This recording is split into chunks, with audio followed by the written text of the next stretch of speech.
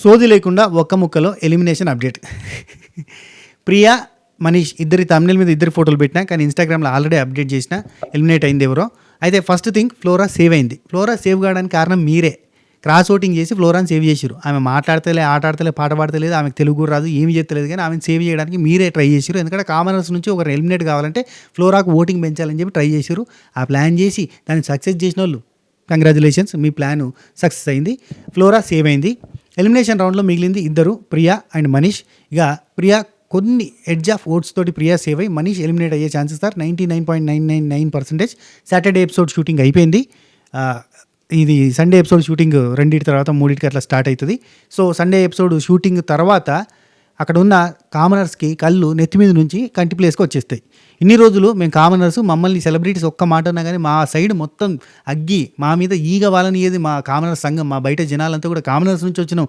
మేమంతా అంటే మేమంతా కూడా జనాల్ని రిప్రజెంట్ చేస్తున్నాం కాబట్టి వాళ్ళు మాకు ఘోరంగా సపోర్ట్ ఉంటారు. మా మీద ఈగ వాళ్ళని ఇయ్యరు, మమ్మల్ని అసలు ఎలిమినేట్ చేయరన్న పొగరుతోటి ఇష్టం ఉన్నట్టుగా తానా అంటే వాళ్ళు ఆడిందే ఆట పాడిందే పాట, తానా తందానా అనుకుంటే ఎగిరిరు, మొత్తం పొగరు చూపించారు. తల పొగరుతో ఏమంటారు పీక్స్లోకి పోయింది. ఇక వెర్రెక్కినట్టు అయిపోయి మొత్తం ఆగవాగం చేసుకుంటే చేరారు. అఫ్కోర్స్ ఒక కంటెస్టెంట్ మీద నెగిటివిటీ రావడం వేరు, ఒక కంటెస్టెంట్ మీద చికాకు రావడం వేరు. అట్లాంటిది ఒక 6 కంటెస్టెంట్ మీద జనాలందరికీ చికాకు వచ్చింది. కామనర్స్ నుంచి పోయిన వాళ్ళకే కామన్ మ్యాన్ నుండి చికాకు ఫేస్ అంటే వాళ్ళ దగ్గర నుంచి వచ్చిన చికాకి వీళ్ళు సఫర్ అయ్యారు, జనం సఫర్ అయ్యారు. ఏంద్రా ఇంత టూ మచ్చా అన్న ఫీలింగ్ వచ్చింది.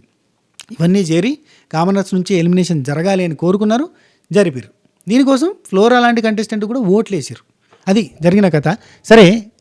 సరే మనీష్ ఎలిమినేట్ అయింది కదా, అసలు ఎందుకు ఎలిమినేట్ అయ్యిండు 9 రీజన్స్ చెప్తా. First reason English. ఏందన్నా ఇవాళ రేపు ఇంగ్లీష్ రానోళ్ళు ఎవరు అంటారా? ఇంగ్లీష్ రానోళ్ళు ఎవరు అని కాదు, అమెరికాలో ఉన్నా, ఆస్ట్రేలియాలో ఉన్నా, దుబాయ్లో ఉన్నా, మస్కట్లో ఉన్నా, ఏడున్నా కానీ తెలుగోడు తెలుగు షో చూసేది తెలుగు మాటలు వినడానికి, తెలుగు ఎమోషన్స్ని కనెక్ట్ చేసుకోవడానికి. నేను అమెరికా పోయినా 60 ఏళ్ళ నుంచి ఉంటున్నా అన్నా కానీ తెలుగు కూడా ఏం చేస్తాడు, తెలుగు బిగ్ బాస్ చూసేటప్పుడు తెలుగు తనాన్ని, తెలుగు పదాలని వినడానికి ఇష్టపడతాడు. వాళ్ళ ముందు నువ్వు ఇంగ్లీష్లో మాట్లాడుతా అంటే ఇంగ్లీష్ షో కాదయ్యా ఈ తెలుగు షో అని చెప్పంగా కూడా నువ్వు ఇంగ్లీష్లో మాట్లాడుతా అంటే ఏమవుతుంది? నువ్వు జనానికి కనెక్ట్ కావు. ఫస్ట్ నువ్వు ఎక్కడున్నావు, ఏ షోలో ఉన్నావు, అది ఏ లాంగ్వేజ్ది. రోమ్లో ఉన్నప్పుడు రోమన్ లెక్క ఉండాలి, అమెరికాలో ఉంటే అమెరికా లెక్క ఉండాలి. కానీ నువ్వు తెలుగు బిగ్ బాస్లో ఉన్నప్పుడు తెలుగు లెక్క ఉండాలి. అది సంజనాకి తెలుగు వచ్చా? 99.99% తెలుగులో మాట్లాడడానికి ట్రై చేయదా?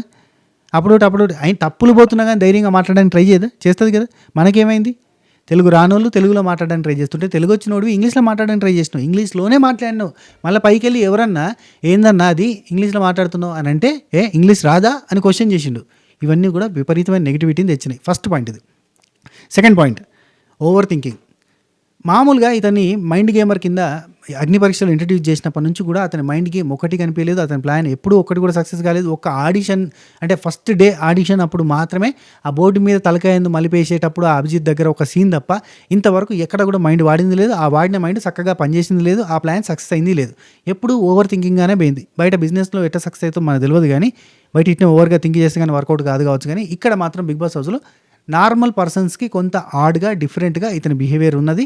ఓవర్గా థింక్ చేసిండు చిన్న టాస్కులలో కూడా. ఇప్పుడు ఇంతసేపు పడుకోకూడదు వాళ్ళు అని కాలచక్రం అనే టాస్క్ మొన్న క్యాప్టెన్సీ టాస్క్లో ఫస్ట్ టాస్క్ కింద పెడితే ఆ టాస్క్లో ఓవర్ థింక్ చేసి ఫుడ్ని దాచిపెట్టి, కూల్ డ్రింక్స్ని దాచిపెట్టి, కెఫిన్ ఉంటుంది అని కాఫీ ఇలాంటివి కానీ అండ్ డ్రింక్స్ని దాచిపెట్టడం, షుగర్ కంటెంట్ ఉండే ఫ్రూట్స్ ఉంటాయి కాబట్టి వాళ్ళకి నిద్ర రాదా తింటే అని చెప్పి అవి దాచిపెట్టడం, డోర్లు క్లోజ్ చేయడం, ఇట్లాంటివన్నీ ఏదేదో దిక్కుమాల ప్లాన్స్ అని ఇచ్చిండు.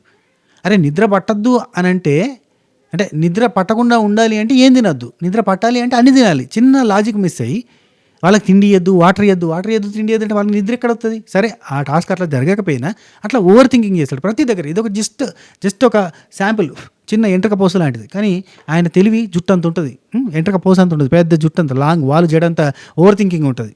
అందులో జస్ట్ ఇది శాంపుల్ అంత, ఒక ఈక లాంటిది చెప్పిన. సో ఓవర్ థింకింగ్ అనేది మెయిన్ మైనస్. అది ఎవరికి నచ్చలేదు జనాలకి. మైండ్ గేమ్ ఎక్కడ కనవలే, బ్రెయిన్ ఎక్కడ యూజ్ చేసినట్టు కనవలే. ప్రతిసారి అన్ని అడ్డదిడ్డమైన ఆలోచనలతోటి ముందుకు పోతూ ఉండేటోడు, ప్రతి పర్సన్ని కూడా రాంగ్గా అర్థం చేసుకునేటోడు, ప్రతి సిచ్యువేషన్ని రాంగ్గా అర్థం చేసుకునేటోడు. ఇది ఓవర్ థింకింగ్ రెండో రీజన్.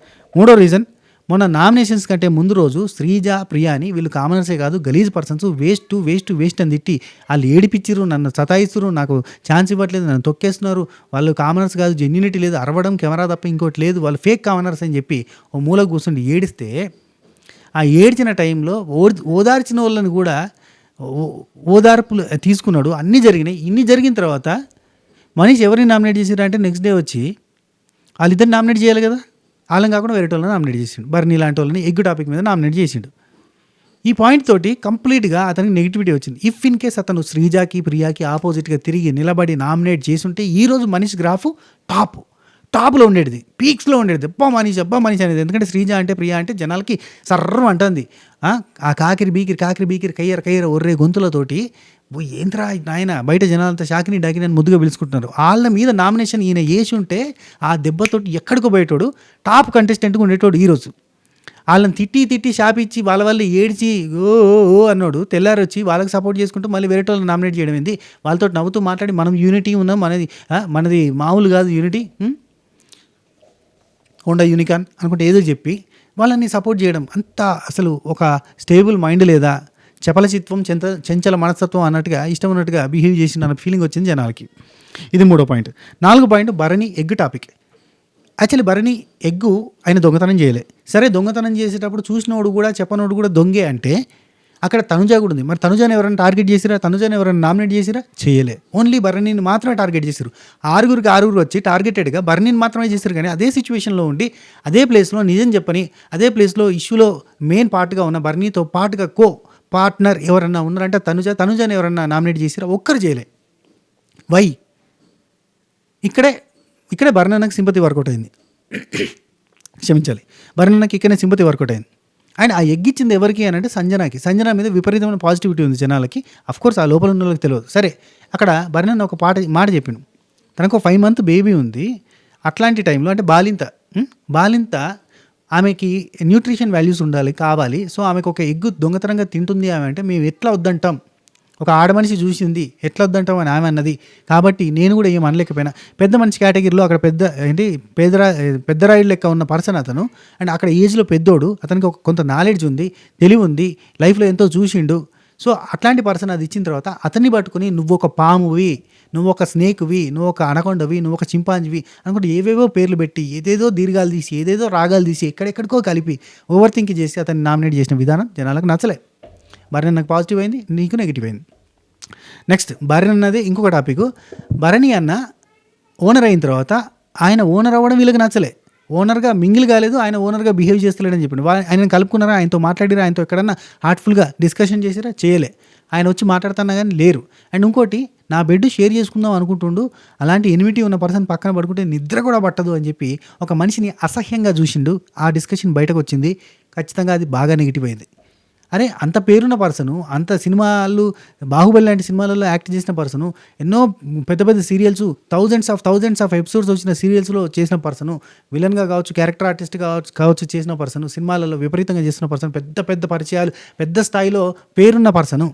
ఆ పర్సను నీతో బెడ్ షేర్ చేసుకుంటా అంటే కంపరంగా ఉంది, నీతో బెడ్ షేర్ చేసుకుంటా అంటే ఎనిమిటీ ఉంది, ఆ ఎనిమిటీతో ఉండలేకపోతున్నా, అట్లాంటి ఫేక్ పీపుల్ మధ్యలో ఉండలేకపోతున్నా అని చెప్పిన పర్సన్వి మనీష్. కాబట్టి ఎలిమినేట్ అయినావు. అవునా కదా? బయట వీళ్ళు కనబడితే ఫోటోలు దిగుతారు, లైవ్లో పక్కన ఉంటే పాములాగా చూస్తావా? రైట్. నెక్స్ట్ రాముతో గొడవ కూడా కాదు, రాముని ఫస్ట్ వీక్ అంతా కూడా చాలా నీచంగా చూసిండు. ఫస్ట్ ఆఫ్ ఆల్ అతను ఒక మనిషిలా కన్సిడర్ చేయలేదు. సింపతి కార్డ్ అని, ఫేక్ అని, నువ్వు డ్రామాలు ఆడుతున్నావు, నీతో మాట్లాడే, నువ్వు చెప్తున్నాడు, ఇలాంటి కసురుకోవడాలు ఇవన్నీ చేసిండు. అంటే దీన్ని ఏమనాలి అంటే ఇది పైసా పోగర్ అంటారా, లేదంటే నేను పెద్ద కంపెనీ ఓనర్ అంటారా అనే సెన్స్లో జనాలు తీసుకున్నారు.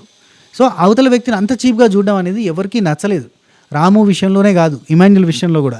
నెక్స్ట్ ఇమాన్యుల్తో గొడవ అయినప్పుడు ఇమాన్యుల్ని నువ్వు ఆటపరంగా ఏమన్నాను, వచ్చిందయ్యా పెద్ద ప్లేయర్ బిగ్ బాస్ హౌస్కి, ఇతను ఎందుకు తీసుకున్నారు బిగ్ బాస్, బయట 100 మంది ఉన్నారు, ఇతను తీసేసి వైల్డ్ కార్డ్ ఎంట్రీలో వాళ్ళని తీసుకురండి. ఇవి చాలా పొగరైన మాటలు. ఈ పొగరైన మాటలు ఏం చేస్తాయి, ఈరోజు నిన్ను తీసేసి వైల్డ్ కార్డ్ ఎంట్రీస్ వచ్చేటట్టు చేస్తాయి. ఇదే జరిగింది. అండ్